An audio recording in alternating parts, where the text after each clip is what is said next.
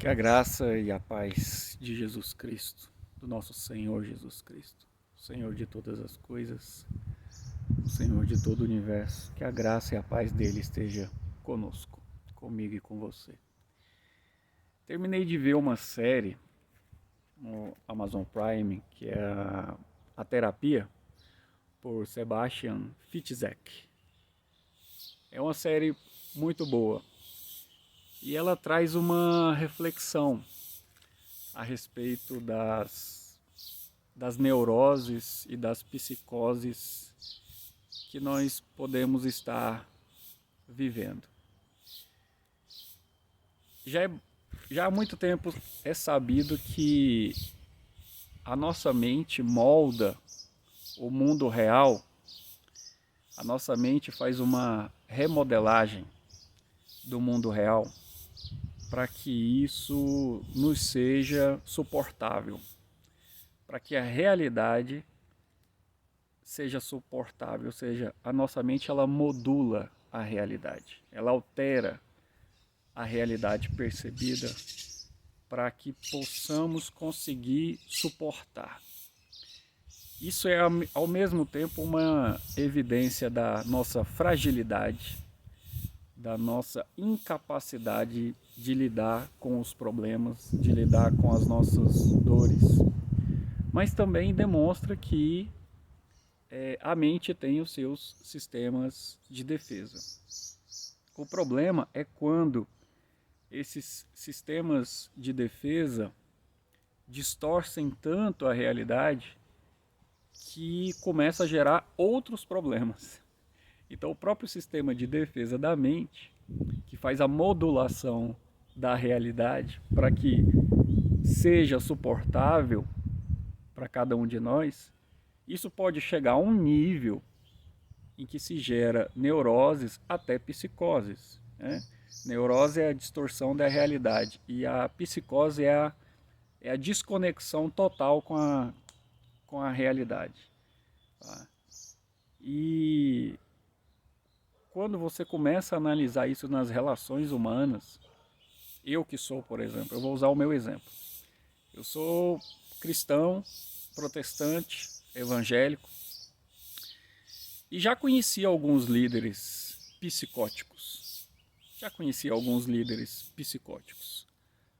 Pessoas que se desconectaram da realidade e criaram uma realidade alternativa, onde ali elas não vão tratar os seus problemas, porque elas já estão no nível até de esquizofrenia, onde elas criaram outra realidade. E a base do que eu estou falando não tem nada a ver com as verdades bíblicas, com a doutrina bíblica, do que está certo, do que está errado, nada disso. Eu estou falando no âmbito pessoal mesmo, ou no âmbito eclesiástico. Tá? Por exemplo, existem líderes que têm problemas psicológicos, transtornos mentais graves, mas não foram diagnosticados dessa forma. Tá? Então, por exemplo, líderes que são psicóticos de uma linha puritana, o que eles fazem? Eles transformam tudo como sendo um problema de pecado, e aqui eu quero abrir um parêntese. Todo problema do ser humano é o pecado. Isso é basilar, isso é sem contradição na Bíblia. Todos os nossos problemas advêm do pecado. Então, qual é o problema base do ser humano? Fundamental, estrutural, é o pecado. Agora, como o pecado distorceu, né? Existe uma doutrina chamada de depravação total, ou seja, que o pecado é uma doutrina que diz que o pecado afetou todas as áreas da nossa vida, afetou o ser humano por completo, integralmente. A queda e a corrupção de Adão, ela foi de forma integral, né, com relação ao ser humano. Afetou o nosso físico, afetou o nosso psicológico, afetou o espiritual. o pecado nos afetou por completo, né, em todas as áreas, mas não retirou completamente a imagem e a semelhança que Deus colocou em nós. Por isso continuamos pensando, por isso continuamos tendo raciocínio lógico, sabendo a diferença entre o bem e o mal, tendo muitas vezes a vontade de fazer o bem e muitas outras vezes a vontade de fazer o mal. A questão então a questão básica do ser humano é o pecado.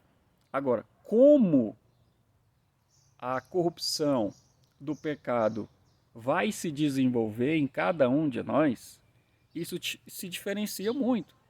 Alguns têm problemas, têm doenças, enfermidades físicas. Outros têm problemas de possessão demoníaca. Outros têm problemas psicológicos, transtornos mentais. E o perigo está quando um líder que tem muita inteligência, muita capacidade mental, tá? Muita capacidade intelectual, tá? E ao mesmo tempo ele possui transtornos mentais que advêm da sua criação, advém muitas vezes, quase que 90% das vezes, da relação com os pais, da criação que recebeu, o tratamento que recebeu dos pais. O perigo é que líderes dessa linha puritana podem e vão, né? É aí que eu quero trazer o problema da neurose e até da psicose. Eles vão se desconectar totalmente desses problemas que eles tiveram, que eles têm, tá? Que foi formado no ser deles, na psique de cada um deles, tá? Então eles vão se desconectar disso totalmente e vão simplificar o problema e dizer, não, o problema é pecado. O problema do ser humano é o pecado. E essa simplificação diz, se arrependa do seu pecado e está tudo bem. E aí está resolvido. Só que para pecados mais simples, de origem em que a relação do pecado está relacionada diretamente com a sua origem, que é a depravação total, né, que é a queda de Adão, que é a semente de Adão, tá? O arrependimento ele resolve de forma instantânea. Ele resolve de forma instantânea. Por exemplo, uma pessoa que mente, mas que essa mentira, esse hábito de mentir, esse pecado, não advém de um transtorno mental. Então ela simplesmente tem essa inclinação pecaminosa. Quando ela se arrepende, instantaneamente ela resolve. Instantaneamente ela para de mentir. Agora, quando pecados são frutos de desenvolvimento mais complexo, mais estrutural do pecado original, da depravação total, né, esses pecados não se resolvem com arrependimento. A pessoa se arrepende de forma sincera e mesmo assim no outro dia ela peca novamente aquele mesmo pecado, seja na área sexual, seja na corrupção financeira, seja na agressividade com as pessoas, na agressividade com os entes queridos, com a esposa, com filhos, com o marido. Então, quando pecados, mesmo arrependidos, eles continuam acontecendo, existe uma questão estrutural. E nós não podemos simplificar e dizer, é simplesmente pecado, se arrependa e está tudo bem. E vai resolver, porque não vai resolver. É preciso achar a causa. Eu quero fazer uma analogia para que fique mais claro. Toda enfermidade física, ela é decorrente de forma estrutural, primária, do pecado original, do pecado de Adão. Então, quando nós temos enfermidades físicas, é consequência do pecado. Tá? Agora, como essa enfermidade se desenvolveu, e às vezes é de forma genética, às vezes por maus hábitos. Tá? Então, existem doenças mais simples, como uma febre, que decorre de uma infecção. Então, você toma um antibiótico, resolve. E existem enfermidades mais graves, como um câncer, por exemplo. Então, quando é diagnosticado, por exemplo, que é uma enfermidade mais complexa, hoje já aceitamos que não basta dizer que é em decorrência do pecado e deixa para lá. Nós não fazemos isso. Nós não identificamos uma doença, oramos e simplesmente aguardamos a cura ou não, uma cura milagrosa espiritual de Deus. Se houver a cura milagrosa, ótimo, excelente, glória a Deus. Deus é bom, em todo tempo Ele é bom. Mas quando não há uma cura instantânea e milagrosa, nós procuramos um tratamento. E esse tratamento, muitas vezes, ele vai ser complicado, ele vai ser longo, ele vai ser complexo, ele vai ser doloroso. E Deus, na sua bondade, nos conduz à cura. Agora, eu quero transportar esse exemplo para os transtornos mentais. E é aqui que nós temos um problema.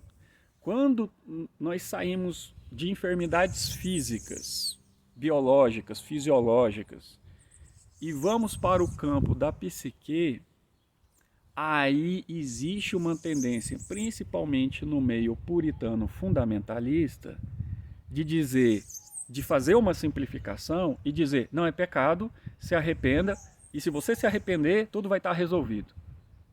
E as pessoas se arrependem e não resolve. E elas se arrependem com um coração puro, um coração sincero.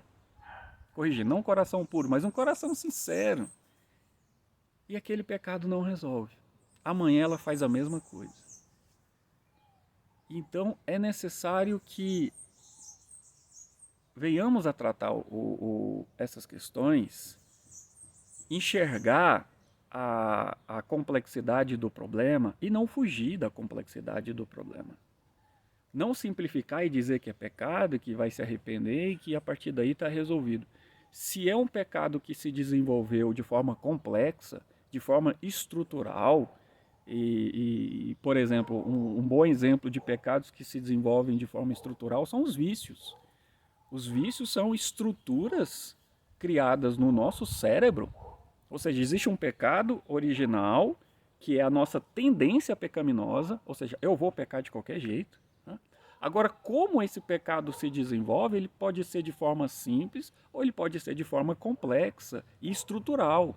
Então, o vício, ele é um pecado que se desenvolveu de forma estrutural, inclusive criando estruturas cerebrais para a manutenção daquele vício. Isso já é comprovado. Os neurônios, as sinapses se ligam, criam estruturas, redes neuronais para a manutenção daquele vício. Então, toda vez que a pessoa sofre, passa por uma angústia, tem um sofrimento psíquico, automaticamente, para aliviar aquela dor, para aliviar aquela angústia, o cérebro ativa essa estrutura de neurônios previamente já criada, estruturalmente criada, para trazer alguma forma de prazer para aliviar aquela dor psíquica. Isso é um pecado que se desenvolveu de forma estrutural.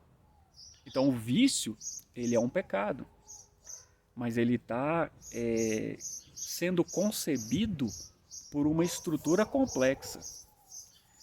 E o arrependimento desse pecado pode destruir essa estrutura instantaneamente, ou não. E voltando aqui na série, o que eu quero tratar nesse vídeo é que não podemos negar que podemos, por meio de uma simplificação religiosa, transformando tudo em pecados simples, pecados não estruturais, negarmos a complexidade dos nossos problemas. E é isso que eu estou chamando de neurose. É isso que eu estou chamando de psicose. Tá? a qual nós temos que ter cuidado. Tá? E isso essa psicose ela pode se desenvolver a tal ponto, e isso é real, eu tenho um exemplo aqui em Brasília, de pastores que renegam a psicologia, renegam a psiquiatria, renegam toda essa parte científica de tratamento de transtornos mentais, porque eles não querem, de forma psicótica, eles não querem tratar os seus problemas. Às vezes até, e aqui eu não estou dizendo que há má fé, existe, na minha opinião, realmente uma psicose. Existe um problema com a mãe, teve um problema de criação com a mãe, criou-se uma personalidade com vários transtornos, com vários vícios, tá? E ao invés de se tratar essa estrutura de vício, essa estrutura pecaminosa, tá? Esse determinado líder ele faz uma renegação. Ele renega a psicologia, ele renega a psiquiatria como áreas que são áreas para enganar as pessoas, que são áreas que foram criadas para enganar as pessoas, para tirar o dinheiro das pessoas, para deixarem as pessoas dopadas. Isso acontece lá na psiquiatria? Acontece, mas não é a regra, né? O psiquiatra ele não estuda 7 anos, 8 anos de medicina para saber que aquilo não funciona e enganar as pessoas. Não é assim. Tá? Então nós temos que tomar bastante cuidado, nos apoderarmos desse conhecimento, adquirir esse conhecimento, para que possamos entender primeiro em relação a nós, que nós temos estruturas de neuroses e de psicoses. Tá? E que na fuga de não querer tratar esses problemas, que nós não venhamos a fazer uma simplificação do problema e dizer que esse é um pecado simples e que o arrependimento por si só vai resolver. Não resolve. Se resolvesse, eu conheço muitos cristãos que já estariam libertos dos seus vícios, dos seus pecados, porque eu vejo neles arrependimento sincero e vejo que eles não conseguem abandonar determinados pecados, porque são estruturas complexas que foram formadas a partir do pecado original. E qual é a maneira de identificar? Uma das características são, eu quero, por exemplo, usar aqui, seitas. As seitas são líderes neuróticos, psicóticos, que simplificaram um problema de forma puritana, fundamentalista. A partir dali, criaram uma heresia como sendo a solução dos problemas. Isso vai atrair pessoas, muitas pessoas, porque existem muitas pessoas que, como esses líderes, eles não querem tratar o problema. Eles querem uma solução mágica, uma solução que seja simples, que seja fácil. Mesmo que na prática ela seja muito difícil, ela seja muito radical, e é isso que vai caracterizar a seita, é uma heresia com práticas radicais, mas ela vai preferir esse caminho, porque para ela esse radicalismo, esse fundamentalismo, não a obriga a tratar o problema que é complexo. Às vezes é mais fácil o esforço físico do que o psicológico.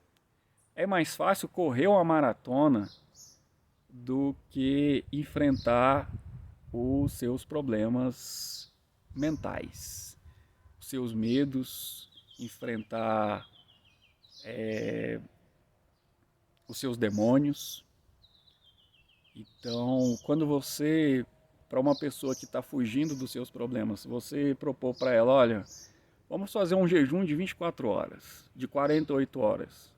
Ou, não, vamos sentar num gabinete e vamos tratar os seus problemas psicológicos, os seus medos, os seus traumas, aquilo que te assombra no seu inconsciente, né? Às vezes a pessoa vai preferir o jejum de 48 horas, porque o esforço físico, às vezes, é mais o sacrifício, a dor física, às vezes ela é menos dolorosa do que a dor psicológica. Então, esses líderes atraem pessoas por causa disso. E eu vejo isso todos os dias. Eu vejo todos os dias as pessoas correndo dos seus problemas, da sua psique, tá? Os seus medos, as suas neuroses, as suas psicoses, tá? É necessário muita coragem para olhar para dentro, ver os problemas, ver as fraquezas, ver os medos e enfrentar tudo isso. Esse é o grande trabalho. E Deus não está à parte disso, muito pelo contrário.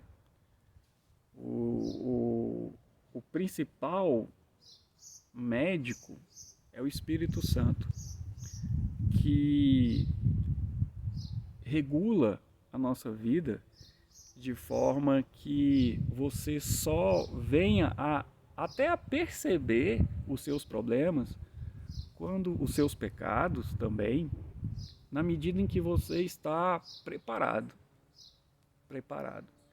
Porque se toda a nossa pecaminosidade, se toda a nossa maldade, se todos os nossos problemas ficassem de forma total diante de nós, de forma direta, nós não suportaríamos. Não temos estrutura mental para lidar com o tamanho dos nossos problemas. Então o Espírito Santo, inclusive, regula a nossa percepção dos nossos pecados. Por isso que a santificação é um processo, porque o Espírito Santo ele vai nos confrontando nos nossos pecados, um por um, para que possamos nos arrepender e tratar. Nos arrepender e tratar. E quando esses pecados são mais complexos, são mais estruturados, isso vai exigir um tempo maior, um esforço maior, mais tempo de oração, mais tempo de jejum, mais tempo de leitura da palavra, para desconstruir essa Babilônia, esses jardins suspensos que foram criados em nossos corações. Esses altares de Baal que foram construídos em nossos corações.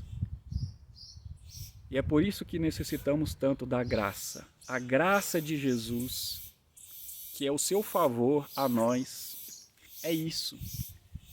É Ele ter graça e misericórdia, graça para nos conduzir no processo de santificação. Nós não merecemos ser perdoados e ser santificados. Mas aí tem a graça. E tem a misericórdia, que é o outro lado da moeda da bondade de Deus. Um lado da moeda é a graça, o outro lado da moeda é a misericórdia. Que é não sermos julgados e executados por nossos pecados enquanto estamos nesse processo de santificação, porém ainda não santificados completamente. Então que possamos pedir a Deus que Ele nos dê mais da sua graça, mais da sua misericórdia, que Ele nos conduza, que Ele nos dê coragem e força para enfrentarmos os nossos problemas e não fugir deles, fazendo uma simplificação puritana e fundamentalista de um problema tão grande e tão estrutural quanto o pecado. Que venhamos enfrentar as nossas estruturas pecaminosas com coragem e com honestidade. olhando para a extensão dos nossos problemas e a extensão da nossa perversidade, da nossa maldade, e que o arrependimento seja diário e a luta por santificação seja contínua, para que possamos vencer essas estruturas pecaminosas que estão no nosso ser. E não uma atitude covarde de fugir disso e simplificar e dizer que é pecado e que Deus perdoa e que está tudo bem. Não. Não está tudo bem.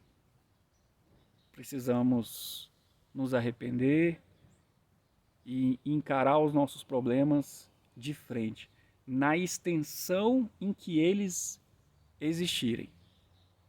Que quanto maior for a estrutura pecaminosa dentro de mim, maior seja a graça, a misericórdia e a coragem que o Senhor possa colocar em nós para que possamos enfrentar isso e não fugir através dos vícios, através de simplificações fundamentalistas e puritanas, através de perversidades. Não. Que venhamos ter uma vida verdadeiramente piedosa, confessando a nossa maldade, confessando a nossa perversidade e tratando cada um desses problemas, seja em qual área for. Se for enfermidade física, trate com o médico. Se for enfermidade psíquica, que trate com um psicólogo, com um psiquiatra. Se for um pecado simples, que o que está faltando é caráter, que está faltando, então que haja arrependimento e que haja mudança instantânea. Ok? Então que Deus nos abençoe, que Deus tenha graça, misericórdia de nós e nos conduza à verdade em todo o tempo. Em nome de Jesus. Amém.